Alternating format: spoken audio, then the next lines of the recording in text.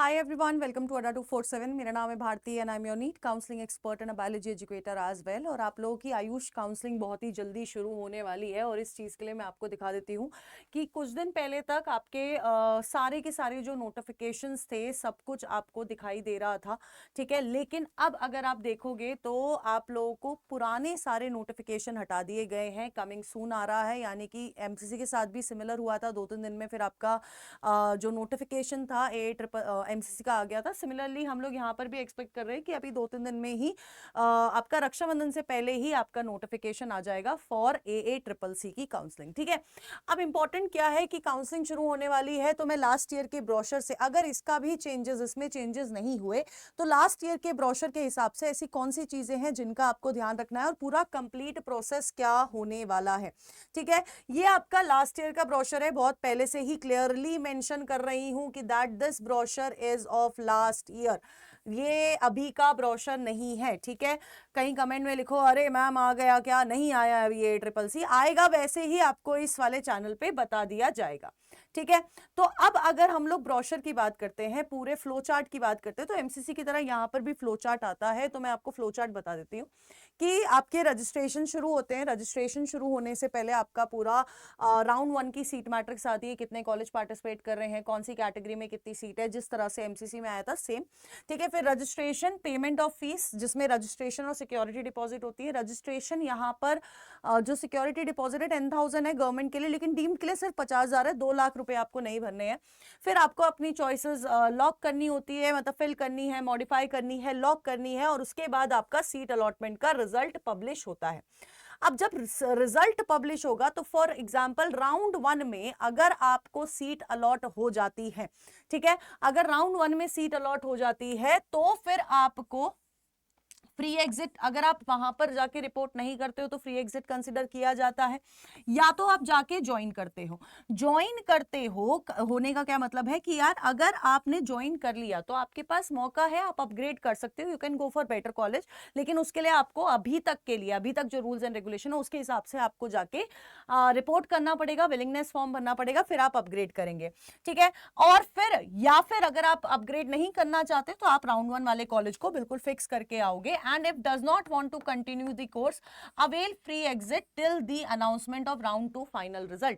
लेकिन अगर मान के चलो कि आपने ज्वाइन कर लिया कॉलेज, आपने अपग्रेडेशन नहीं भरा था तब, और अब आपको मन है कि यार अब मैं नहीं लेना चाहता हूं, इस वाले कॉलेज में पार्टिसिपेट नहीं करना चाहता हूं, तो आप अवेल कर सकते हो फ्री एग्जिट। कब तक? जब तक राउंड 2 का रिजल्ट नहीं आ जाता। तो you have a plenty amount of time जब आप अपना डिसीजन ले सकते हो, ठीक है। अब अगर फॉर एग्जांपल आपको अलॉट नहीं होता है तो आप सीधे राउंड 2 में चले जाते हो, राउंड 2 से राउंड 3 में, राउंड 3 से राउंड 4 स्ट्रे वैकेंसी राउंड में आप चले जाते हो। अब फॉर एग्जांपल राउंड 2 में आप आए, राउंड 2 में जो नए बच्चे हैं जिनको अभी तक रजिस्ट्रेशन नहीं किया है तो रजिस्टर आप कर सकते हो, ठीक है। एंड आपको चॉइस फिलिंग लाइक एमसीसी हर राउंड में आपको अलग से चॉइस फिलिंग करनी पड़ेगी।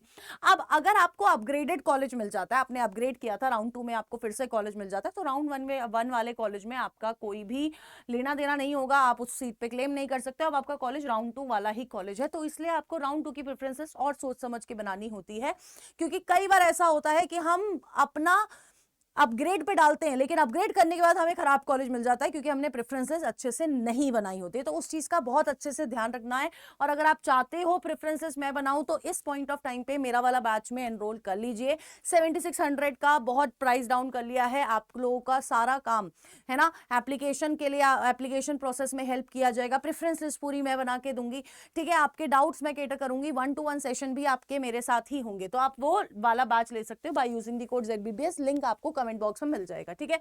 अब फॉर एग्जांपल आपका जो सीट अलॉट हुई है, राउंड 2 में सीट अलॉट हो गई है। राउंड 2 में सीट अलॉट में आपका राउंड 1 वाले इंस्टीट्यूट से आपको रिलीविंग लेटर लेना पड़े अगर आपका अपग्रेडेड सीट है। अब अगर आप इधर पर राउंड 2 में सीट अलॉट हुई और आपने वहां पर जाके रिपोर्ट नहीं किया तो आपका फीस जो सिक्योरिटी डिपॉजिट होगा वो फोरफिट कर दिया जाएगा बाय द AACCC काउंसलिंग, यानी कि 50,000 या 10,000 जो भी आप भरोगे वो फोरफिट कर दिया जाएगा। अब if withdrawn with forfeiture 3 days prior to commencement of round 3 can participate in round 3 by paying complete fees again. अब आपको, अब मान के चलो आपका फोरफिट हो गया है, अब फोरफिट हो गया है लेकिन आपको राउंड 3 में पार्टिसिपेट पार्टिसिपेट करना है तो आपको दोबारा रजिस्ट्रेशन, दोबारा फीस भरनी पड़ेगी और फिर आप नेक्स्ट राउंड में पार्टिसिपेट कर पाओगे। ठीक है, अब round 2 allotted students withdraw there seats with forfeiture after round 3 result will become ineligible for central, state, union territory counselling. लेकिन अगर आपने राउंड 3 के रिजल्ट के आने के बाद फ्री एग्जिट ली तो आप ना राउंड 3 सेंट्रल में पार्टिसिपेट कर पाओगे, ना स्टेट में पार्टिसिपेट कर पाओगे, ना ही यूनियन टेरिटरी में पार्टिसिपेट कर पाओगे।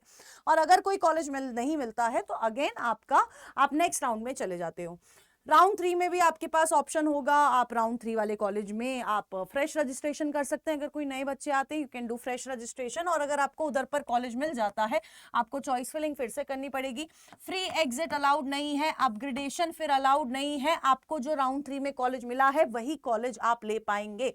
ठीक है, सिर्फ वो बच्चे जिनको राउंड 3 तक कॉलेज नहीं मिला है वही स्ट्रे वैकेंसी राउंड में पार्टिसिपेट कर पाएंगे। ठीक है, if seat allotted in round 3 है ना, प्रीवियस अलॉटेड एडमिटेड सीट आपकी कैंसिल हो जाएगी। ठीक है, इफ नॉट रिपोर्टेड विड्रॉ तो आपकी सिक्योरिटी डिपॉजिट भी चली जाएगी, आप नेक्स्ट राउंड में भी पार्टिसिपेट नहीं कर पाओगे। If withdraw the round 1 round 2 seat from the date of announcement of round 3 final, आप नेक्स्ट राउंड की काउंसलिंग में भी पार्टिसिपेट नहीं कर पाओगे, यानी कि स्ट्रे में आप पार्टिसिपेट नहीं कर पाओगे। अब स्ट्रे में आपका no upgradation is allowed from round 1 से स्ट्रे, राउंड 2 से स्ट्रे, राउंड 3 से स्ट्रे, कोई अपग्रेडेशन अलाउड नहीं है। ठीक है, अब यहां पर आपकी SVR गवर्नमेंट एडेड जो भी आपकी है चॉइस फिलिंग आपकी करी जाती है। ठीक है, अब अगर आपको कॉलेज नहीं मिला तो आप सेकेंड अलॉटमेंट का वेट करेंगे, आप अपग्रेड नहीं कर सकते हो। स्टे वैकेंसी राउंड 1 से राउंड 2 में आप अपग्रेड नहीं कर पाएंगे। ठीक है, देयर इज नो अपग्रेडेशन।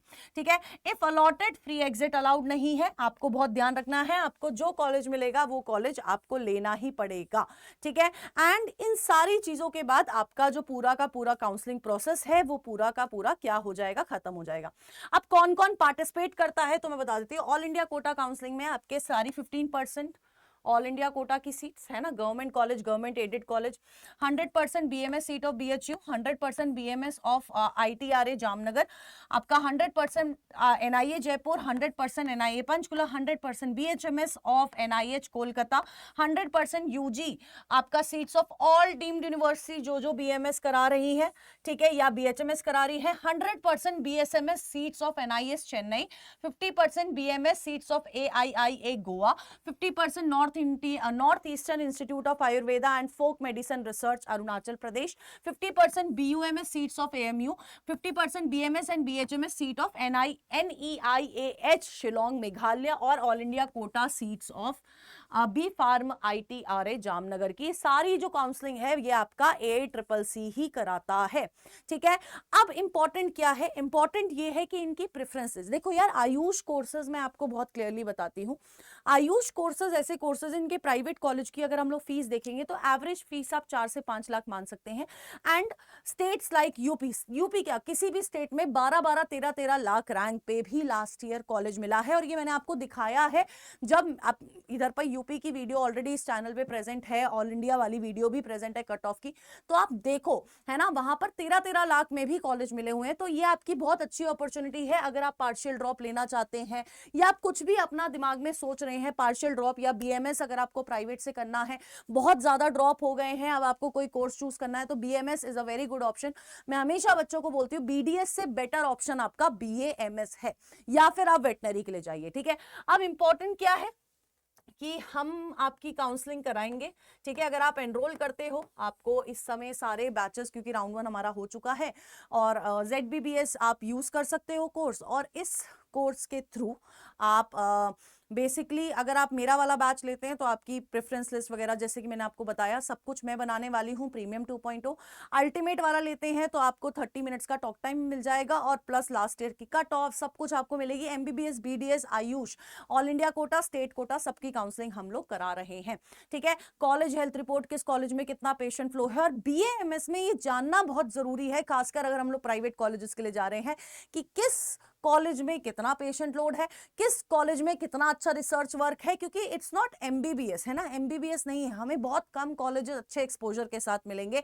तो हमें उस चीज का ध्यान रखते हुए अपना गवर्नमेंट प्राइवेट कॉलेजेस खुल सोचने हैं, चूज करने हैं, ठीक है। तो उसमें हम आपकी हेल्प करेंगे। आपको बस इस कोड को यूज करके आप तीनों में से कोई भी बैच में एनरोल कर सकते हो। और इसके अलावा अगर कोई डाउट है तो एक गूगल फॉर्म का लिंक आपको दिया गया है, उसमें आप अपना डाउट भर सकते हो, या फिर एनरोल करना है, हमारी टीम से कनेक्ट करना चाहते हो तो भी आप भर सकते हो।